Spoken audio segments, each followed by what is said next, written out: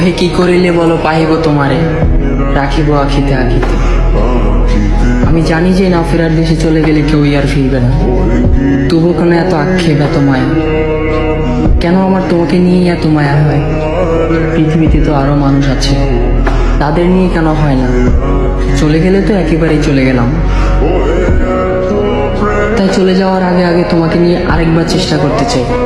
হয়তো কোনো না কোনো কারণে বিধাতা আবারও আমাদের এক করে দিতে পারে।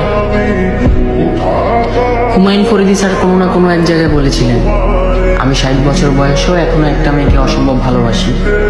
তবে আমি কেন বলতে পারবো না? আমার তো চেষ্টা কম নয়। হ্যাঁ, আমাদের পুনর্জন্ম হবে না, এই একটাই জন্ম। চেষ্টা করলে ক্ষতি কি? ভালো তো বাসি, অসম্ভব ভালোবাসি। এই জন্মেও আমাকে আমার হতে হবে না, আমাকে একটু চেষ্টা রাখতে দাও। আমার বিশ্বাস আমি তোমাকে ভালোবাসি, আমার বিশ্বাস আমি তোমাকে পাবো।